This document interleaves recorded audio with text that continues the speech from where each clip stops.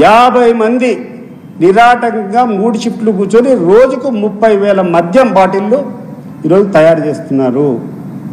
వాళ్ళు ఏ బ్రాండ్ కావాలంటే ఆ బ్రాండు పేరు కట్టడం, దాన్ని బెల్ట్ షాపుల్లోకి అమ్మడం, లేకుండా ఉంటే దాన్ని కూర్చొని వాళ్ళకు అనుకూలంగా ఉన్నటువంటి బ్రాండీ షాపుల్లో విక్రయించడం జరగడం వాస్తవం కాదా అని చెప్పి నేను అడుగుతున్నా. జగుర్పు వచ్చేటువంటి విషయం ఏంటంటే అక్టోబర్ 2వ తారీఖున మనకు దసరా జరిగింది, ఆయుధ పూజలు జరిగాయి. ఈ ఆయుధ పూజ సందర్భంగా వాళ్ళకు ఉన్నటువంటి ఆ ఇండస్ట్రీస్లో ఆ యొక్క మెషినరీకంతా ఆయుధ పూజలు, పూలు, పసుపు పూజల్ని చేశారంటే ఎంత ఎంత నిర్భయంగా, ఎంత నిస్సిగ్గుగా ఈ యొక్క దందా జరుగుతుందో రాష్ట్ర ప్రజలందరూ కూడా ఒకసారి ఆలోచన చేయమని చెప్పి నేను కోరుతున్నా. ఒకే ఒక విషయం ఈ సందర్భంగా ప్రజలకు చెప్పాలనుకునింది, ఈ యొక్క నకిలీ మద్యం తయారు చేయడానికి రెక్టిఫైడ్ స్పిరిట్లో తీసుకొని నీళ్లు కలిపి ఇంత రంగో ఇంత క్యారమెల్ ఏదో ఒకటి పెట్టుకొని దానికి ఒక ఎసెన్స్ కలిపి దాన్ని బాటిలింగ్ చేస్తారు.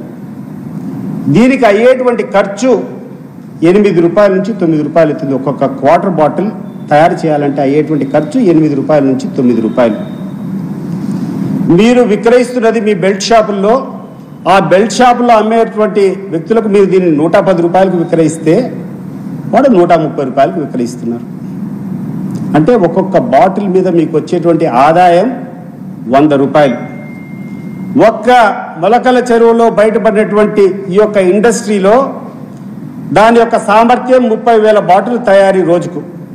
30,000 ఇంటూ 100 రూపాయలు వేసుకుంటే 30 లక్షల రూపాయలు అక్రమంగా ధనార్జన జరుగుతూ ఉంది. అక్కడ 30 లక్షల రూపాయలు రోజుకు అని చెప్తే సంవత్సరానికి 100 కోట్ల రూపాయలు టర్నోవర్, అది 100 కోట్ల రూపాయలు ఆదాయం. ఆడ 5 సంవత్సరాల పాటు జరిగితే దాని ద్వారా ఆ యొక్క ఇండస్ట్రీ నడిపేయడానికి వచ్చేటువంటి ఆదాయం 500 కోట్ల రూపాయలు.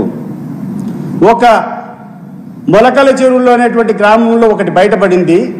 ఇటువంటి ఎన్ని ఇండస్ట్రీస్ ఈ రాష్ట్రంలో పెట్టారు అని చెప్పేటువంటి విషయాన్ని ఈరోజు ప్రజలందరూ అడుగుతున్నారు. ఈ ప్రశ్నను నివృత్తి చేయాల్సినటువంటి అవసరం ఈ యొక్క అధికారంలో ఉన్నటువంటి ముఖ్యమంత్రికి ఈరోజు ఉంది.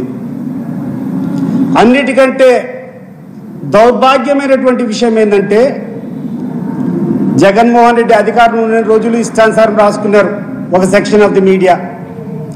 అధికారం పోయిన తర్వాత ఇటీవల ఒక నెల కిందట కూర్చొని పతాక శీర్షికలు జగన్మోహన్ రెడ్డి గారి హయాంలో అప్పుడు తాగినటువంటి కల్తీ మద్యం వల్ల లివర్లు, కిడ్నీలు చెడిపోయి ఆరోగ్యం అంతా పాడైపోయింది అని చెప్పి ఒక మీడియాలో వచ్చినటువంటి కథనాన్ని, ఇటీవల కాలంలో వచ్చినటువంటి కథనాన్ని ఆ యొక్క పత్రిక యాజమాన్యాన్ని, ఆ యొక్క టీవీ ఛానల్ యొక్క యాజమాన్యాన్ని నేను అడుగుతున్నాను.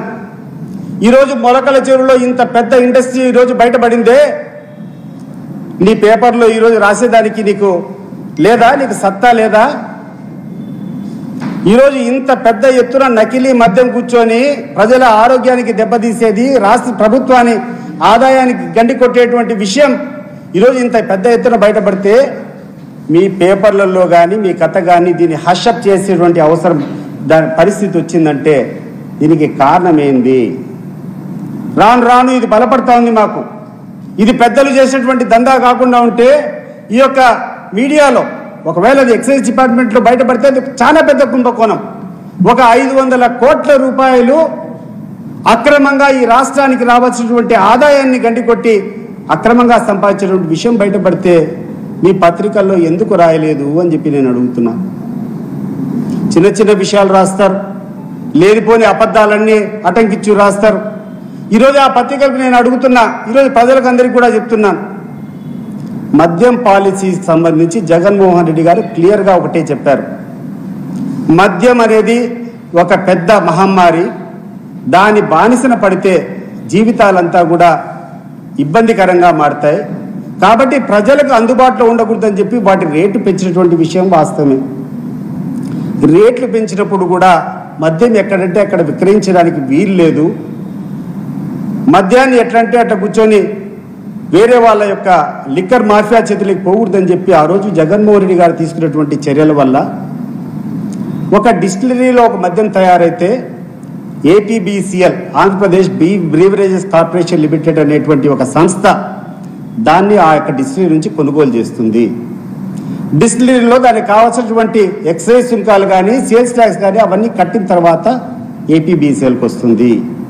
ఈ ఏపీబీసీఎల్లో ఈ రాష్ట్రానికి కావాల్సినటువంటి ఆదాయాన్ని పెంచి దాని పాలసీగా అనుగుణంగా అక్కడటువంటి ఏపీబీసీఎల్ ద్వారా ప్రభుత్వం చేత నడిపేటువంటి మద్యం దుకాణాల్లోకి ఆ యొక్క మద్యం అమ్మేటువంటి పరిస్థితులు అప్పట్లో ఉన్నాయి. జగన్మోహన్ రెడ్డి గారి టైంలో అప్పట్లో క్లియర్గా టైమింగ్స్ ఉండేటివి. మద్యం దుకాణాలు ఎప్పుడంటే అప్పుడు ఓపెన్ చేస్తానికి లేదు. ఉదయం 10 గంటల కంటే 10 గంటలకు ఆ యొక్క ప్రభుత్వ ఉద్యోగస్తుల ఆధ్వర్యంలో 10 గంటలకు తెరిచి రాత్రి 10 గంటలకు క్లోజ్ అంటే రాత్రి 10 గంటలకు క్లోజ్ చేసేవాళ్ళు. ఎక్కడే కానీ ఈ రాష్ట్రంలో బెల్ట్ షాప్ అనేది ఉండేదానికి అవకాశం లేదు. ప్రతి రూపాయ ప్రభుత్వానికి పోతుంది.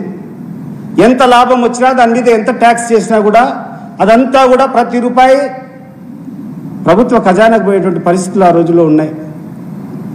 ఈరోజు నేను అడుగుతున్నా, ఆ రోజు మీరు రాశారే డిజిటల్ పేమెంట్ లేకుండా క్యాష్ ద్వారా తీసుకొని అక్రమాలు చేస్తున్నారని. 17 నెలలు అయిపోయింది. మీరు అక్రమైన కేసులు పెట్టారు. 3,500 కోట్ల లిక్కర్ స్కామ్ అని చెప్పి మీరు రాసుకున్నారు. పెద్ద పెద్ద వాళ్ళందరినీ పెట్టారు. ప్రజలందరూ కూడా అపోహపడ్డారు. ఇదేదో వాస్తవమేలే, ఏదో వీళ్ళందరినీ తీసుకొని పెట్టారు, ఏదో బయటపడుతుందని. ఏం బయటపడింది? ఏం సాధించారు మీరు? ఆ యొక్క కేసు పెట్టి సీఎంఓలో ఉన్నటువంటి ప్రిన్సిపల్ సెక్రటరీని, ఓఎస్డీని, ఎంపీని, మెంబర్ ఆఫ్ పార్లమెంట్ అందరినీ అరెస్ట్ చేసి ఏం సాధించారు? మరి ఈరోజు జరుగుతున్నటువంటి వాస్తవం ఏంది? మీరు సమాధానం చెప్పాలా? ప్రజలు ఈరోజు ఎదురు చూస్తున్నారు మీ యొక్క సమాధానం కోసం.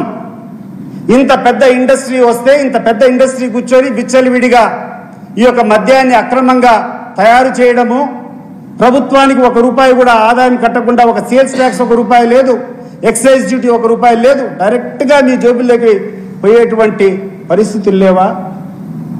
మరి ఆడ మ్యానుఫ్యాక్చరింగ్ చేసినటువంటి ఆ నాయుడు ఏ నాయుడుకు తీసుకొని పోయి డబ్బులు ఇస్తున్నారో మీరందరూ కూడా తేల్చాల. ఈరోజు ఈ విషయం బయటకు వచ్చిన తర్వాత ఆ మొలకల చెరువు పరిసర గ్రామాల్లో ఉన్నటువంటి నాకున్నటువంటి పరిచయాల ద్వారా అందరినీ దాని గురించి విచారిస్తే భయంకరమైనటువంటి నిజాలు కొన్ని బయటకు వచ్చాయి. ఇటీవల కాలంలో ఆ తంబళ్లపల్లి నియోజకవర్గానికి మీరు ఎవరికి టికెట్ ఇచ్చారు? ఆ వ్యక్తికి ఈ యొక్క మద్యం దాంట్లో సంబంధం ఉందా లేదా? చంద్రబాబు నాయుడు గారు మీరు చెప్పండి. ఈరోజు మొలకల చెరువు పరిసర ప్రాంతంలో చిత్తూరు జిల్లాలో అనుకునేది ఒకటే ఒకటి. ఎవరైతే మీరు టికెట్ ఇచ్చారో ఆ